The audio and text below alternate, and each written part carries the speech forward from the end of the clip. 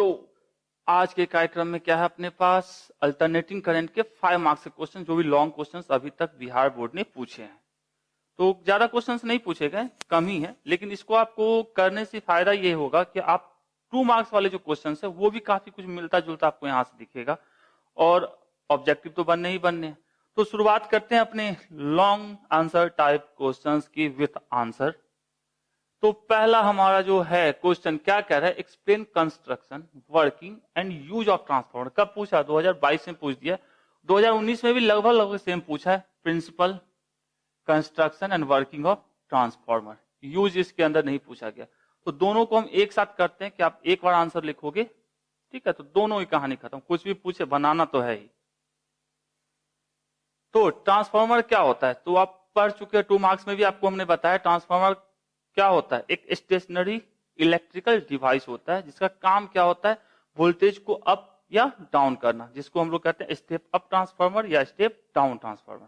जानते हैं, ऑलरेडी इसकी बात कर चुके हैं, फिर भी देख लेते हैं। Transformer is a stationary electrical device that can increase और डिक्रीज को अल्टरनेटिंग वोल्टेज को, मतलब एसी वोल्टेज को बढ़ाता है या घटाता है विदाउट लॉस ऑफ एनर्जी। ऐसा होता है क्या?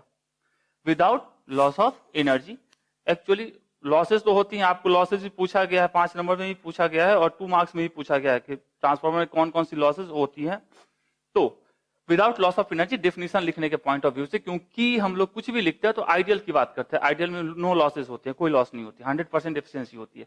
तो अब इसके यदि टाइप की बात एक्चुअली यहाँ पूछा नहीं जा रहा है, ये कंप्लीट आपको ट्रांसफार्मर का इंफॉर्मेशन देगा। टाइप्स की बात करें तो वोल्टेज रेगुलेशन के हिसाब से, वोल्टेज अप और डाउन के हिसाब से ट्रांसफार्मर को 2 पार्ट में बांटा गया है, मतलब 2 टाइप्स हैं। स्टेप अप ट्रांसफार्मर, याद होगा कि हम बताए थे ट्रांसफॉर्मेशन रेशियो, यदि के की वैल्यू ग्रेटर देन 1 होती है तो उसको स्टेप अप ट्रांसफार्मर कहते हैं, और यदि के की वैल्यू लेस देन 1 होती है तो उसको स्टेप डाउन ट्रांसफार्मर कहते हैं।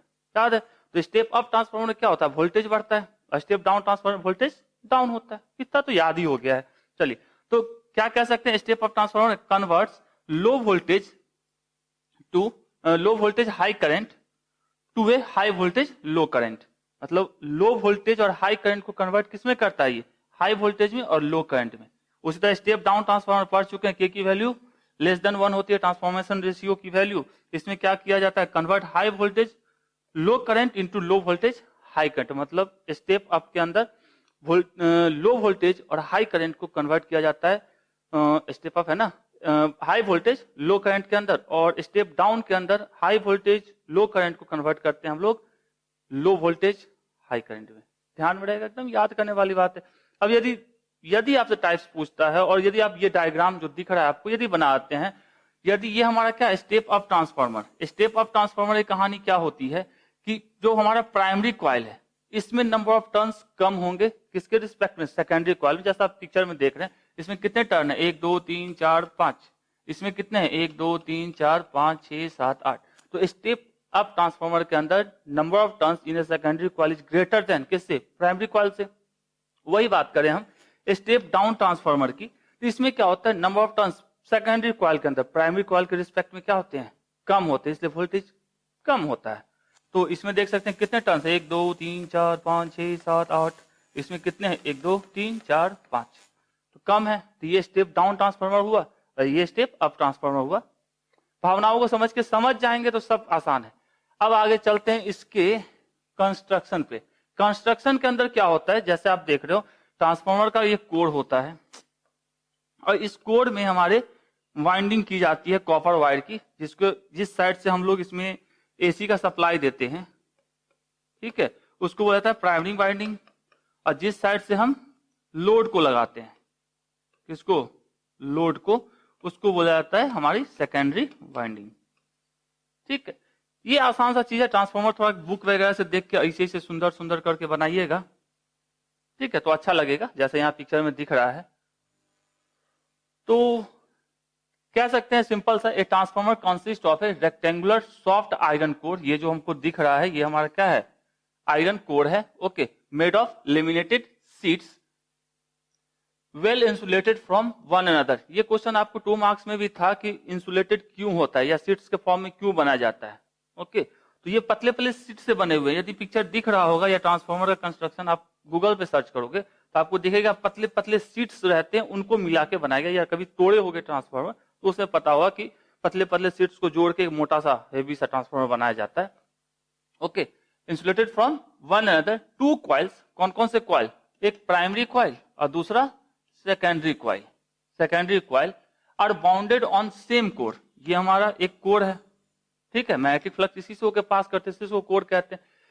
सेम कोर पे एक साइड से प्राइमरी वाले को बांध दिया, दूसरे साइड से सेकेंडरी वाले को बांध दिए, ठीक है, as well as insulated from each other. अब देख सकते हैं ये कॉइल और इस कॉइल के बीच कहीं भी कोई कंडक्टर नहीं है, मतलब इसके करंट यहां तक नहीं पहुंच सकती है, तो एक दूसरे से क्या रहते हैं, इंसुलेटेड रहते हैं। Okay, the source of alternating EMF is connected to primary coil, just बोले थे सोर्स किससे जुड़ा होता है, प्राइमरी कॉइल से, जबकि हमारा लोड किससे जुड़ता है, लोड किससे जुड़ता है, सेकेंडरी कॉइल से। तो source of alternating EMF is connected to the primary coil and load is connected to secondary coil. ये आपका क्या हो गया, कंस्ट्रक्शन की बात हुई, बनावट कैसी होती है। ओके, तो आप आगे चलते हैं। अच्छा, पीछे वाला भी तो आप किए नहीं, चलिए स्क्रीनशॉट ले सकते हैं।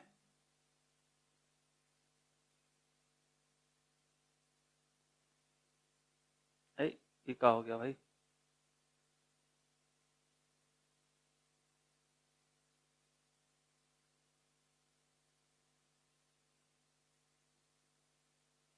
चलिए अब वर्किंग प्रिंसिपल की बात करें तो चूंकि होता क्या है कि ये जो प्राइमरी कॉइल है इसमें हम लोग क्या देते हैं, सप्लाई देते हैं, करंट देते हैं।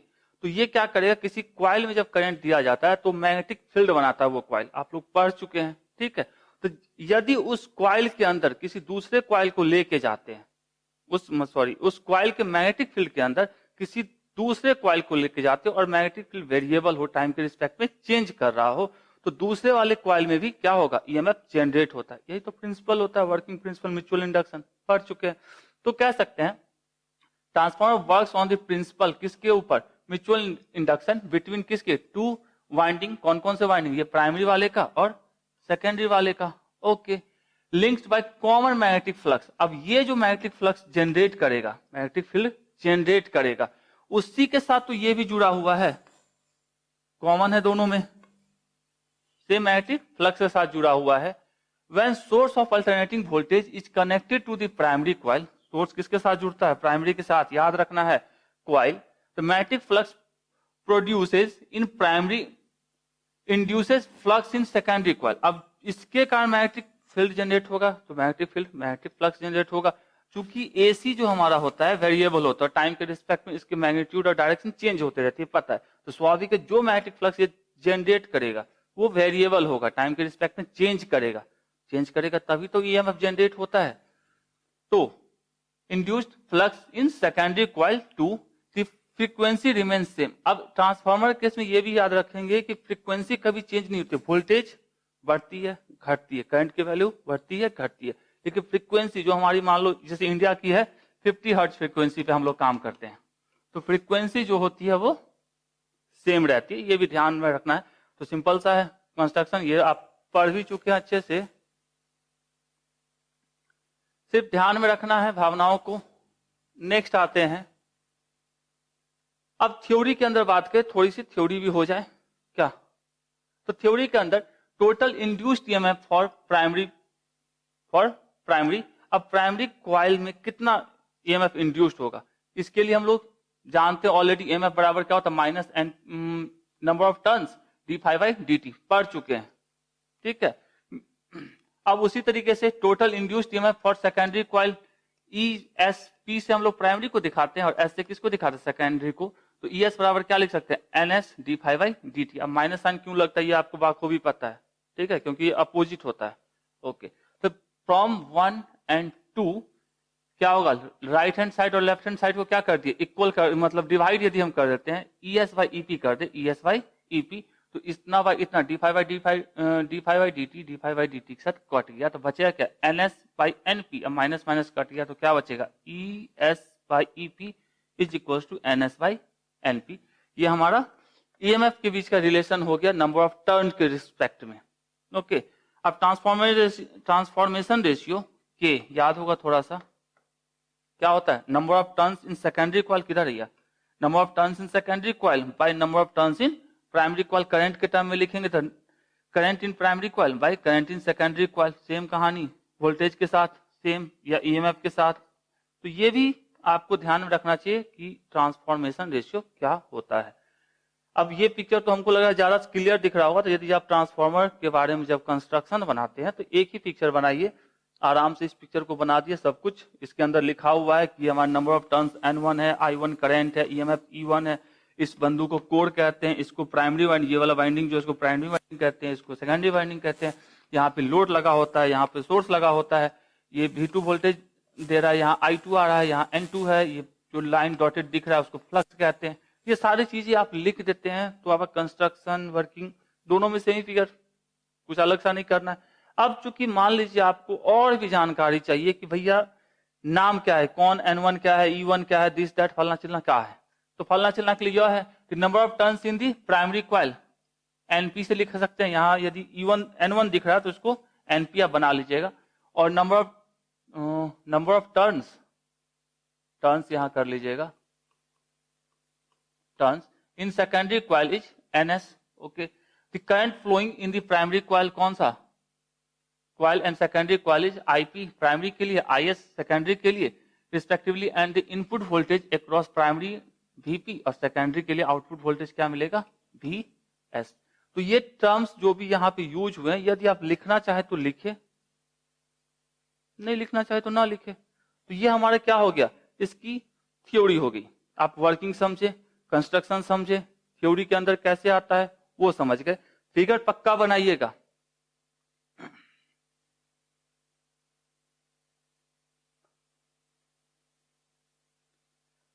अब नेक्स्ट बात करते हैं हम इसके यूजेस की। यूज कहां कहां ट्रांसफार्मर किया जाता है, तो सबसे भयंकर वाला यूज होता है ट्रांसफार्मर का एक जगह से दूसरे जगह करंट को भेजने में, मतलब ट्रांसमिशन लाइन के अंदर। ओके, बड़ा बड़ा जो दाताकार होता है उसके अंदर, तो कह सकते हैं सबसे भयंकर वाला यूज है transmission of AC over long distance. और भी कह सकते हैं वोल्टेज रेगुलेटर। वोल्टेज रेगुलेटर जैसे हमारे टीवी कंप्यूटर वगैरह को चलाने के लिए एक रेगुलेटर लगा रहता है वोल्टेज कम ज्यादा करने के लिए। क्या कह सकते हैं इंडक्शन फर्नेस, आग लगाना है, फर्नेस बनाना है। फर्नेस का मतलब क्या होता है, जहां पे आग जलाई जाती है, हीट की जरूरत पड़ती है, तो वहां पे भी यूज करते हैं। और वेल्डिंग वगैरह में भी हम लोग ट्रांसफार्मर का यूज करते हैं। देखे होंगे कई वेल्डिंग कराने गए होंगे तो वहां पे ट्रांसफार्मर रखा था, वहां से कनेक्शन जोड़ के काम कर रहा होता है। तो ये हमारे 2-3 यूजेज हैं जिनको ध्यान में रखना है।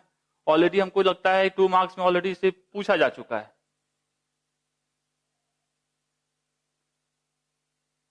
नेक्स्ट है हमारा find out the expression for RMS root mean square value of an alternating current. या ये कब पूछा है, 2021 में, 2016 और 11 में पूछे हुए है। Defined alternating current, peak value and RMS value of alternating current, establish relation between peak and RMS value. तो RMS वैल्यू यहां भी लिखा हुआ है, RMS value, RMS value. Okay, और यहां भी क्या है हमारा पीक वैल्यू के साथ ही ना हम लोग रिलेशन निकालते हैं। तो पीक वैल्यू और RMS वैल्यू, मतलब सेम क्वेश्चन कितनी बार पूछ दिया, 3 साल पूछा है, 11 में, 16 में और 21 में।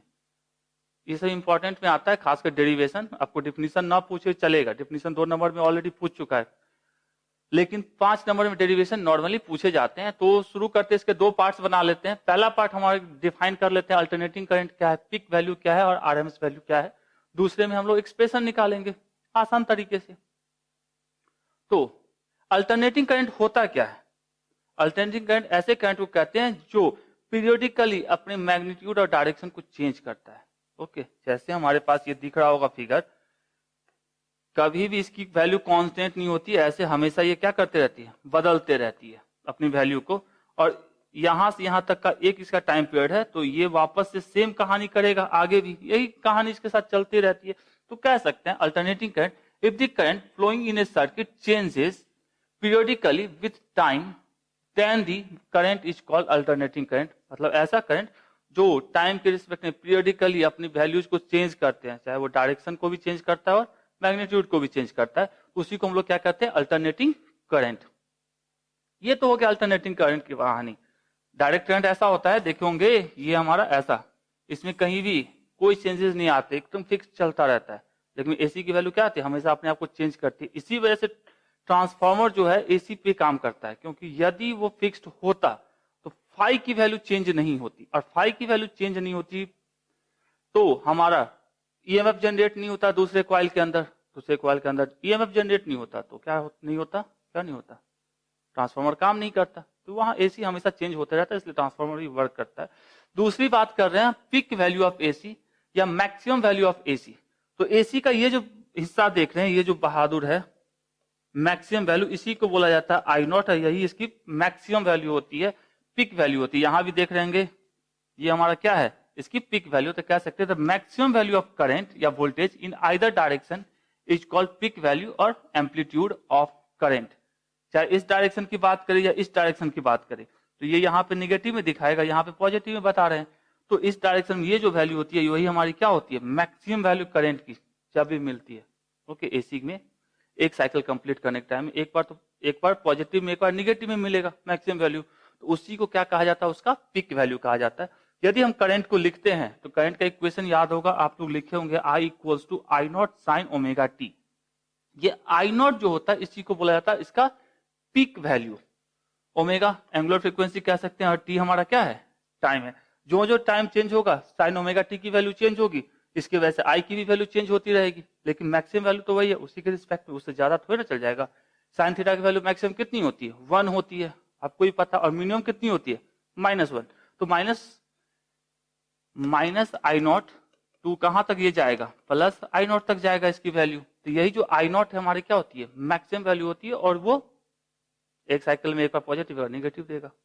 उसी तरह ईएमएफ भी सेम कहानी देता है, ईएमएफ का भी इक्वेशन याद होगा, E equals to E not sine omega T.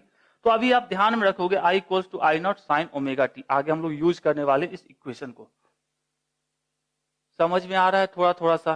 तो कहानी बहुत प्यार से है, समझ जाते हैं तो लिखने में आसानी होगी। तो इसको देते हैं अब हम थोड़ा साफ सफाई कर। अब आते हैं हम RMS वैल्यू के। इसकी ऑलरेडी बात की जा चुकी है कि किसी सर्किट के अंदर डीसी सप्लाई करने में पर्टिकुलर टाइम पीरियड के लिए जितना हीट जनरेट करेगा उतनी ही हीट जनरेट करवाने के लिए एसी को यदि सप्लाई किया जाए तो कितना एसी का अमाउंट लगेगा, वही हमारा क्या कहलाता है, इसका RMS वैल्यू हीट के टर्म में। ओके, तो यही हम ऑलरेडी, ये आपको 2 मार्क्स से पूछे हुए हैं, तो किसके टर्म में ये आता है, हीट के टर्म में। ओके, और इसकी वैल्यू क्या होती है, IRMS equals to I not by √2। तो अब भी जो हमसे एक्सप्रेशन जो पूछा जा रहा है वही यही कह रहा है, भैया बताइए IRMS equals to I not by √2, इसको प्रूफ करके दिखाइए। मतलब पिक वैल्यू आई नॉट और IRMS मतलब RMS वैल्यू करंट की कितनी होगी, मतलब दोनों के बीच में रिलेशन क्या होगा, तो यही हमको प्रूफ करना। तो ये तो कहानी तक लिख दिए। ईएमएफ के टर्म में लिखते तो हम क्या लिखते, E नॉट बाई √2 दिस, और हीट जो जनरेट होता है वो होता है IRMS का स्क्वायर इंटू R। ये ऑलरेडी हम 2 मार्क्स से कर चुके हैं, इसलिए ज्यादा इसमें चर्चा नहीं करेंगे।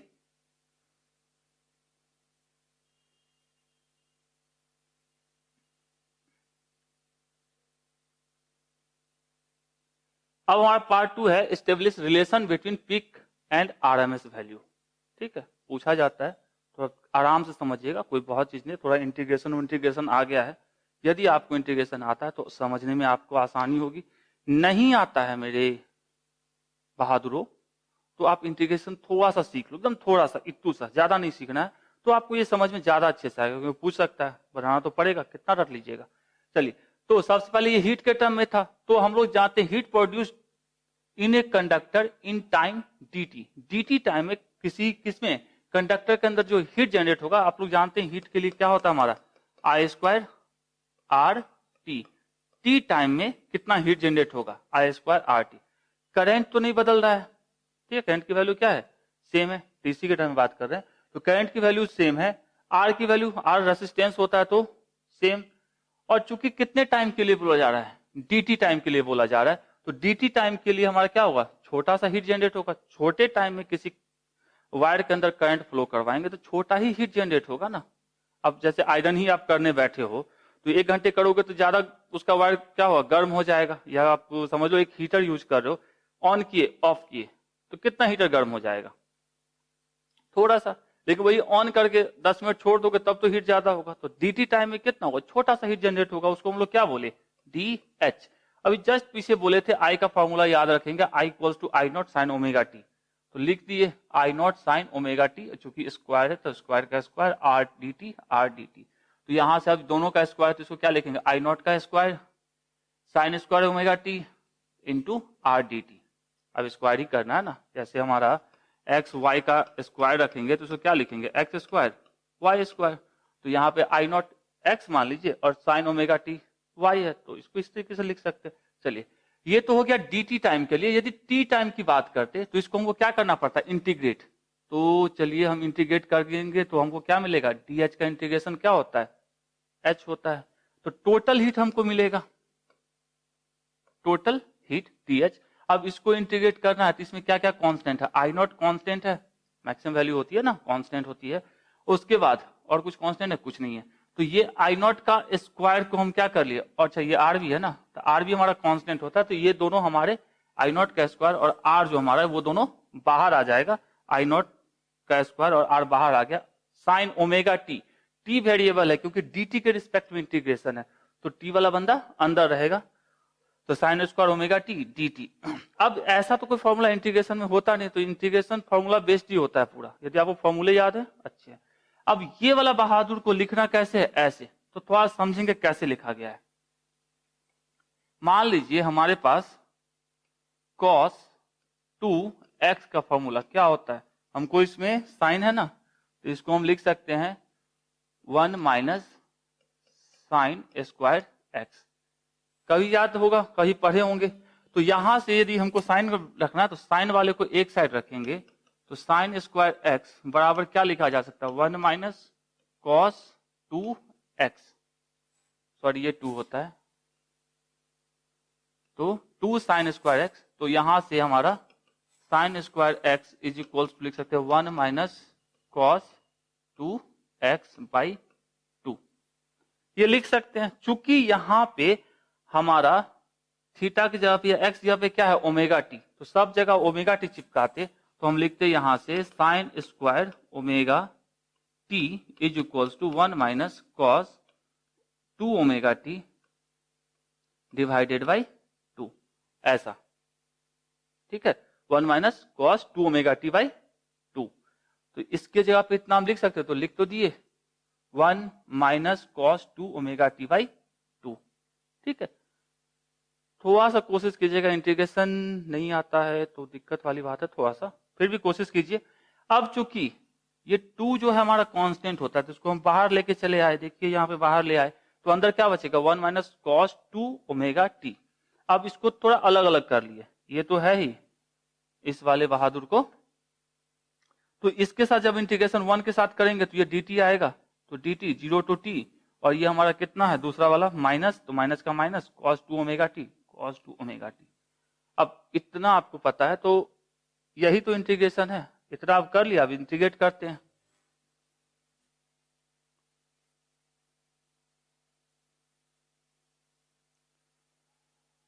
तो आगे यदि हम इसको लेके चलते हैं, ये वाली जो बहादुर है हमारी, ठीक है, इसको जस का तस लिख देते हैं। चलिए ये लिख दिया। अब इंटीग्रेशन तो आपको पता ही है कैसे किया जाता है, तो dt का इंटीग्रेशन क्या होगा, t, कैसे थोड़ा सा समझ लेते हैं।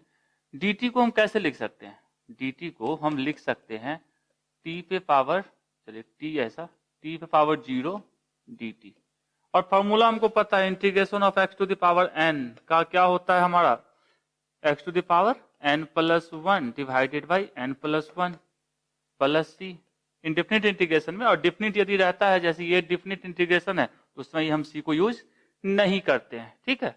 तो यहां क्या है हमारा t पे पावर 0, इसको क्या लिखते हैं, t पे power 0 plus 1 divided by 0 plus 1 बराबर क्या होता है हमारा t, n की जगह पे 0, थोड़ा सा समझने के लिए, और आपको इंटीग्रेशन आता तो कुछ झंझट वाली बात ही नहीं है। तो ये t हो गया, और cos 2 ओमेगा टी का हमारा क्या होता है, जैसे साइन का cos डिफरेंशिएशन में, cos का साइन इंटीग्रेशन में, तो वहां जो हमारे पास थीटा के साथ मल्टीप्लाई होता है उसको मल्टीप्लाई करते हैं, यहाँ डिवाइड करते हैं। तो यहाँ लिख सकते हैं इसको माइनस का माइनस cos 2 ओमेगा टी को sine 2 omega T by 2 omega, क्योंकि ये हमारे कांस्टेंट है, और जो भी हमारे लिमिट है 0 टू t, इसको हमने लगा दिया। ओके, अब आते हैं लिमिट को पुट करना। इस टी के जगह पे एक बार टी पुट किए क्या अपर लिमिट को, फिर लोअर लिमिट को, ये हमारा हो गया upper limit minus lower limit डाल के, फिर इसके अंदर माइनस का माइनस रखा, फिर अपर लिमिट को इसके अंदर पुट करेंगे तो हमारा बन जाएगा 2 ओमेगा टी बाई 2 ओमेगा, और जब लोअर लिमिट को पुट करेंगे तो ये एक साथ है, ओके, और ये हमारा क्या है, एक साथ है। तो ये क्या बन जाएगा पूरा, ये हमारा बन जाएगा साइन 0, और साइन 0 की वैल्यू क्या होती है, 0 होती है, ओके। तो ये पूरा का पूरा टर्म हमारा क्या बन जाएगा, 0, ओके। चलिए अच्छी बात है, ये तो ऑलरेडी 0 है, ये भी खत्म, ये भी खत्म, बचा क्या यहां से टी, तो टी का टी, और यहां से क्या बचा sine 2 omega T by 2 omega रख दिए। तो ये हमारा क्या चल रहा है, अभी एच की वैल्यू निकालते जा रहे हैं ना सब जगह। चलिए उम्मीद है थोड़ा सा समझ में आ रहा है, इंटीग्रेशन अच्छा है आपका, अच्छा नहीं मतलब आता है थोड़ा सा भी, तो आपसे इजीली समझ में आएगा। तो इसकी साफ सफाई की जाए। नेक्स्ट, अब यहां से हमारे पास क्या था, ये वाला बहादुर है, इसको उठा के क्या किए यहां ले आते हैं। अब क्या करना है, ओमेगा की वैल्यू को पुट करना। ओमेगा बराबर क्या होता है, ओमेगा हमारा टाइम पीरियड, ये क्या होता है omega equals to 2 pi by T, sorry omega equals to ना,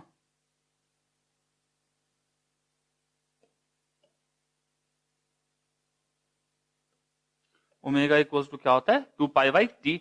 तो इसके जगह पे यहां पुट कर लिए क्या चीज को, 2 पाई बाई टी को, टी जैसे यहां था ये वाला, इसको जस का तस रखे, 2 का 2 रखे, तो इस टी से ये टी साफ, और ये 2 इंटू 2 मतलब 4 पाई, ये हमारा 4 पाई, और बाकी जैसे था वैसे चल रहा है हमारा।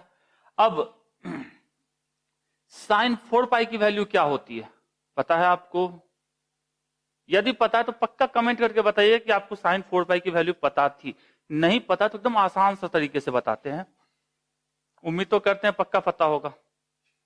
चलिए ये हमारा मान लीजिए ऐसा है, इसको बोला जाता है 0 डिग्री, 90, 180, 270, और ये इसको वापस से 360। 360 का मतलब क्या 2 पाई।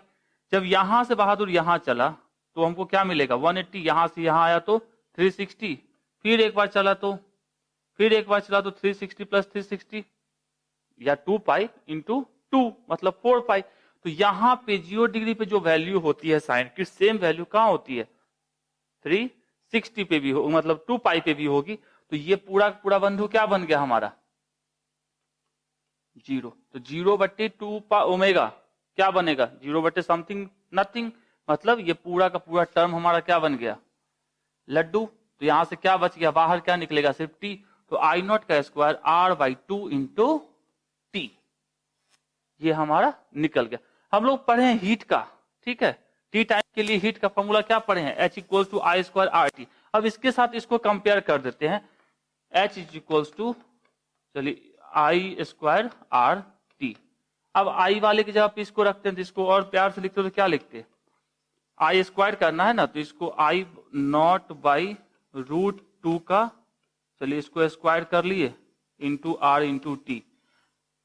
यहां पे जो आई स्क्वायर था उसके जगह पे यहां क्या मिला हमको आर टी, तो ये है, और इस आई के जगह पे हमको क्या मिला आई नॉट बाई रूट 2। तो आई आर एम एस यही होता है जो हमारा, यही आर एम एस वैल्यू होती है। तो I R M S equal to क्या लिखते हैं आई नॉट बाई रूट 2, और इसी को लिख सकते हैं 0.707। तो ये किसके साथ है, इसी को कहते हैं पिक वैल्यू, मतलब मैक्सिमम वैल्यू। तो मैक्सिमम वैल्यू के साथ रिलेशन हमारा निकल गया आरएमएस का। यदि आप ऐसे भी लिखना चाहते हो ऐसे भी लिख सकते हैं, I naught is equal to root 2 into I R M S, जैसे भी लिखना चाहिए, ठीक है।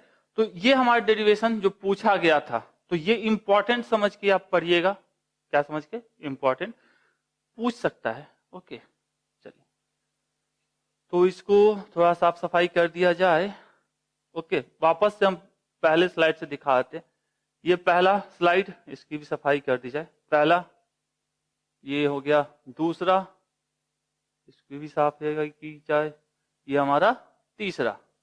यहां पे आके हमारा क्या हो जाता है, ये प्रूफ हो जाता है, ओके। यहां तक आपको बनाना पड़ेगा यदि डेरिवेशन पूछता है तो। फिर नेक्स्ट हमारा क्या है, name the factor responsible for decreasing the efficiency of the transformer.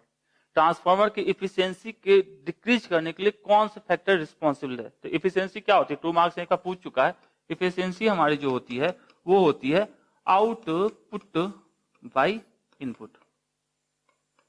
तो इनपुट तो हमारा जो दे रहे हैं वो तो है, आउटपुट में क्या क्या निकलता है, ट्रांसफार्मर से करंट तो निकलता है, ये साथ में और क्या क्या होता है, और क्या होता है, ट्रांसफार्मर गर्म हो जाता है, ट्रांसफार्मर थोड़ा वाइब्रेशन लाता है, ये सब चीजें क्या है उसके आउटपुट में ही जुड़ के आती है। मतलब इनपुट में 100 चला था, 90 काम में आया, 10 वाइब्रेशन हीट फलना चिल्ला में बर्बाद हो गया।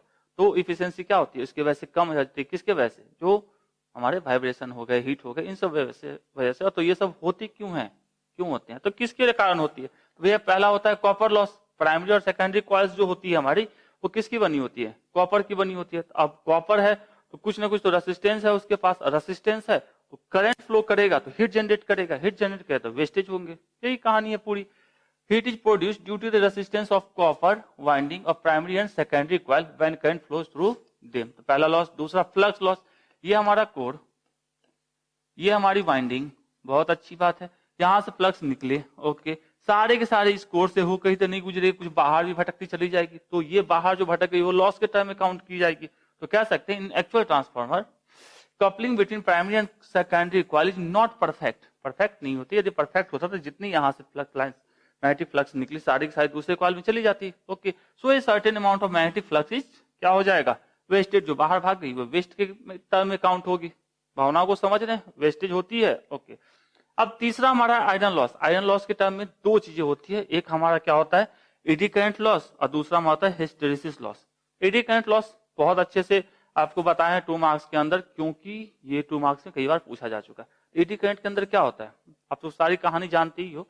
एडी करंट के अंदर होता क्या है कि यदि किसी बदलते हुए मतलब चेंजिंग मैग्नेटिक फ्लक्स के बीच में या उसके पास किसी हम मेटल प्लेट को लेके जाते हैं तो उस मेटल प्लेट के ऊपर एक सर्कुलेटिंग करंट जनरेट होता है जिसको एडी करंट कहते हैं।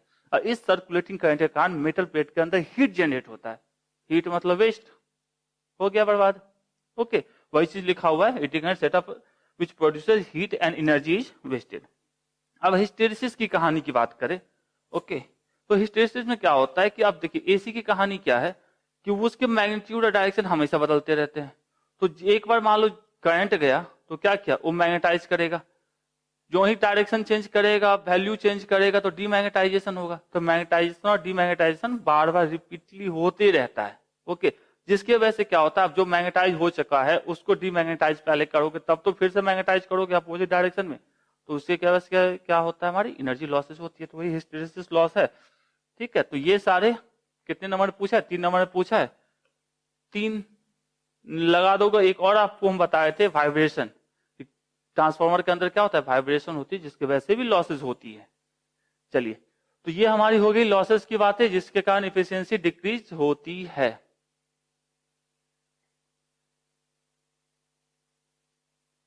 नेक्स्ट हमारा क्या है, question number 4, an electric bulb is rated 100 watt for 220 volt AC supply of 50 hertz, okay. तो हमको दिया क्या क्या है थोड़ा सा समझिएगा। हमको दे के रखा है P is equals to 100 watt, okay. V equals to हमको दे के रखा है 220 वोल्ट और फ्रीक्वेंसी हमको दे के रखा है 50 हर्ट्ज। तो पूछ क्या रहा हमसे, the resistance of the bulb, okay. तो रेसिस्टेंस R पूछा जा रहा है, क्या होगा, मतलब फाइंड करने के लिए बोल रहा है, और ये हमारा क्या है, गिवन है, बहुत अच्छा। और दूसरा क्या पूछा रहा है, करंट I। तो P का फॉर्मूला क्या जानते हैं हम लोग, अपन तो एक ही याद रखते हैं, I2R, ओके। तो अब इससे तो काम चलेगा नहीं क्योंकि हमको I भी निकालना R भी निकालना, तो इसको हम ये कर सकते हैं, फॉर्मूला नहीं याद रहने पे डिवाइडेड बाई R, ये और ये दोनों इक्वल है, तो यहां से V equals to I into R होता है, तो V square divided by R is equals to P। हमको R निकालना तो R को एक साइड और P को दूसरे साइड रख दिए। V की वैल्यू कितनी 220 का स्क्वायर डिवाइडेड बाई P की वैल्यू कितनी है 100, ठीक। अब 220 का स्क्वायर हो जाएगा 484 लड्डू डिवाइडेड बाई एक के साथ 2 लड्डू, ये कट गया, ये कट गया, तो यहां से हमारा क्या निकल गया, R बराबर 48 और रेसिस्टेंस है तो ओम लगाएंगे, कोई दिक्कत नहीं होना चाहिए इतना पे। चलिए आगे हम बात करते हैं कि दूसरा आई की वैल्यू पूछी जा रही है। ओके, तो चलिए हम लोग और क्या जानते हैं, P is equals to I square R तो जानते ही हैं, इसको और लिख सकते हैं V into I. I into R भी होता है, एक आई बच गया, तो यहां से आई बराबर हो जाएगा P बाई V। P की वैल्यू कितनी 100 और V की वैल्यू 220, ये से ये कट गया और इसकी वो कट्टम कुट्टी कोड़ेंगे लगभग अप्रॉक्स दुगुना है, तो मतलब ये आ जाएगा 0.45 एम्पियर। तो ये हम आ जाएगा RMS। ये RMS आ गया, रेसिस्टेंस आ गया। एक्सपेक्ट करते हैं थोड़ा सा समझ में आया होगा। ओके, तो ये आपका 2014 3 नंबर का क्वेश्चन, बहुत बढ़िया। आगे चलते हैं, क्या कह रहा है, define eddy current, how are they produce. Already eddy current के बारे में बात हो चुकी है, फिर भी थोड़ा सा देख लेते हैं। कितनी बार होगी भाई, 5 नंबर में पूछा है, 2 नंबर में पूछता है, पूछते ही रहता है। तो eddy current when a thick metallic piece is placed in a time varying क्या चीज magnetic field, the magnetic flux linked with the plate changes, the induced current are set up in the conductor. स्वाभाविक है, variable magnetic flux या field के बीच से किसी conductor को पास कराते हैं या कंडक्टर को लेके जाते हैं उस वेरिएबल मैग्नेटिक फील्ड के अंदर, तो उसमें एक इंड्यूस्ड करंट जनरेट होता है, इसी को एडी करंट कहते हैं। This current are called eddy current. This current are sometimes so strong that the metallic plate become क्या रेड हॉट। समटाइम कभी कभी क्या होता है, बहुत ज्यादा होगा तो प्लेट को गर्म कर देगा। Due to heavy eddy current produces in the core of the transformer large amount of energy is waste due to क्या चीज eddy current produce in the core of the transformer, जिसके वजह से क्या होता है, अनडिजायरेबल हीट प्रोड्यूस होता है जो लॉस के टर्म में होती है।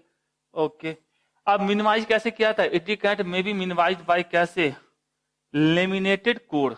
याद होगा ये 2 मार्क्स में भी पूछा, लेमिनेशन की जरूरत क्यों होती है, वो एक दूसरे को खासकर उसको थिकनेस को पतला किया जाता है, सब पतला, और एक दूसरे को अलग किया जाता है, जो सीट्स पतले पतले चिपके होते हैं उनको लेमिनेट करके लाया जाता है। The resistance of the laminated core क्या होता है, increase and the eddy current are reduce and wastage of energy also reduce, जिसके वजह से क्या होती है, हमारी रेसिस्टेंस बढ़ जाती है और उसके कारण हमारे क्या होता है, एडी करंट की वैल्यू कम हो जाती है, जिसकी वजह से वेस्टेज कम होता है। तो प्रोडक्शन समझ में आया क्यों होता है प्रोड्यूस, कहते किसको है प्रोडक्शन, सेम ही कहानी, मिनिमाइज कैसे किया जाता है ये। चलिए, thanks for watching. Okay, like and comment और अपने दोस्तों के साथ शेयर करना जरूरी है, तो आप कीजिए, आराम से प्रिपरेशन कीजिए। एक्सपेक्टेड है जितना जल्दी हो सके हमसे आपके सारे चैप्टर्स के क्वेश्चन सॉल्व करवा दिए जाएंगे। Thank you.